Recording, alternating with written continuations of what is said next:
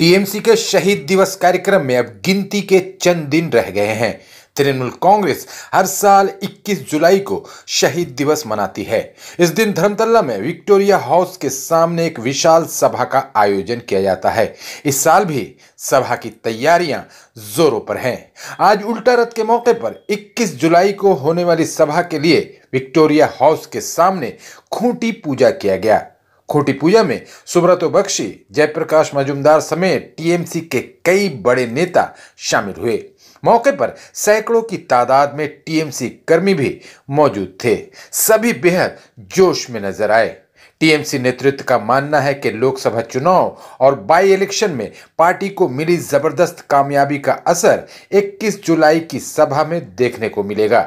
पिछले साल के मुकाबले इस बार ज्यादा भीड़ होने की उम्मीद है। आज के 21 जुलाई शहीद स्मरणের তর্পণে আমরা আজকে খুঁটি পুজোর মধ্য দিয়ে শুরু করলাম। মূলত এই সমাবেশের একটা তাৎপর্যপূর্ণ দিক আছে।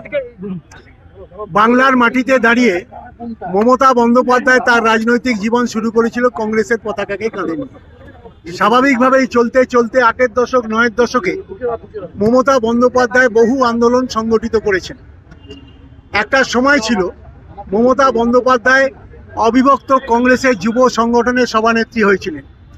পরবর্তী পর্যায়ে মমতা বন্দ্যোপাধ্যায় রাজ্য জুড়ে পরিক্রমা করে কাকদ্বীপ থেকে কুচবিহার, দমদম থেকে ডায়মন্ড হারবার পরিক্রমা করে উপলব্ধি করলেন তদানীন্তন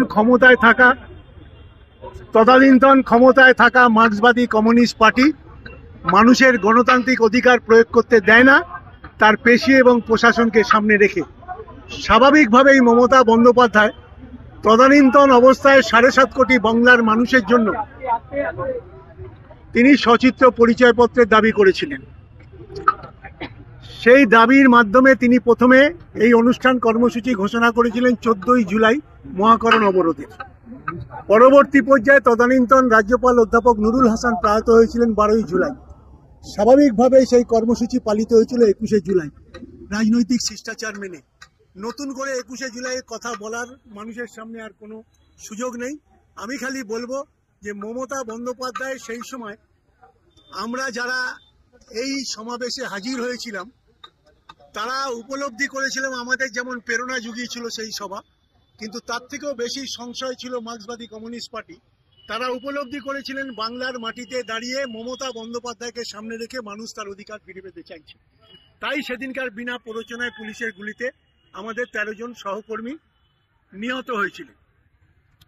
আজও বাংলার মাটিতে দাঁড়িয়ে আমরা এই প্রজন্মের মানুষ আমরা বলি যে শহীদের রক্ত হবে না কো ব্যর্থ। সেদিনকার 13 জনের প্রাণ, তার রক্ত ব্যর্থ হয়নি। তার কারণ পরবর্তী পর্যায়ে 1994 সালে 1 জুলাই থেকে ভারতবর্ষের সরকার এবং ভারতবর্ষের নির্বাচন কমিশন নীতিগতভাবে সচিত্র পরিচয়পত্রের কথা মেনে নিয়েছে। আজ এই মুহূর্তে দাঁড়িয়ে প্রায় 95 থেকে 96 কোটি মানুষের কাছে পৌঁছেছে সচিত্র পরিচয়পত্র। আজও ভারতবর্ষের মানুষ যখন নির্বাচনে অংশ নেয় তখন সঙ্গে থাকে মমতা বন্দ্যোপাধ্যায় আহুত আন্দোলনের মধ্য দিয়ে পাওয়া 13 জন যুবকের আত্মবলিদানের মধ্য দিয়ে সচিত্র পরিচয়পত্র। তো স্বাভাবিকভাবেই 21শে জুলাইয়ের একটা তাৎপর্যপূর্ণ দিক আছে। সেইটাকে স্মরণ করে পরের বছর থেকে অর্থাৎ 94 সাল থেকে পরবর্তী পর্যায়ে মমতা বন্দ্যোপাধ্যায় আজকের দিনটিতে 21শে জুলাই দিনটিতে শহীদ স্মরণে তর্পণ করার জন্য ধর্মতলায় জমায়েত হয়েছে। একটা সময় ছিল তখন মার্ক্সবাদী কমিউনিস্ট পার্টির তাপর নেতারা বলতেন মমতা বন্দ্যোপাধ্যায় মহাকরণ অবরোধ করতে এসেছিলেন। আপনাদের জ্ঞাতার্থে জানাই যে সেদিনকার মহাকরণের দপ্তর থেকেই নির্বাচন কমিশনের 2টি কামরা থেকে নির্বাচন পরিচালিত হতো। নির্বাচন কমিশনের অফিস ছিল সেই মহাকরণ। স্বাভাবিকভাবেই পরবর্তী পর্যায়ে মমতা বন্দ্যোপাধ্যায় 21শে জুলাইকে সামনে রেখে শহীদ তর্পণ করার জন্য কলকাতার রাজপথে এই ধর্মতলা চত্বরে পৌঁছন। সেই দিনটিকে আমরা স্মরণীয় করে রেখেছি। এবং শুধু তাই নয়, যখন মমতা বন্দ্যোপাধ্যায়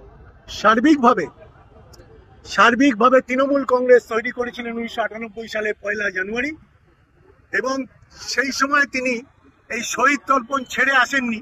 তিনি তারপর থেকেও শহীদ তর্পণে 98 সাল থেকেই তিনি শহীদ তর্পণ করেছেন এই ধর্মতলার মসনদে দাঁড়িয়ে। কাজে এই দিনটিকে একটা ঐতিহাসিক দিন হিসেবে আমরা চিহ্নিত করে, মানুষের অধিকার প্রতিষ্ঠিত হয়েছে গণতন্ত্রপ্রেমী মানুষের, সেই দিনটিকে চিহ্নিত করে আমাদের এই সমাবেশ। এবছরও আমরা উঁচিয়ে আছি। স্বাভাবিকভাবে মমতা বন্দ্যোপাধ্যায়ের উপস্থিতি, নিশ্চিতভাবে আগামী দিনে পথ চলা কিভাবে হবে তৃণমূল কংগ্রেসের, তার ব্যাখ্যা তিনি দেবেন। আমরা সেটাই কাঁধে করে নিয়ে বাংলার বিভিন্ন প্রান্তে ছড়িয়ে দিয়ে আগামী দিনে কর্মসূচি ঘোষণা করব। নমস্কার, ধন্যবাদ।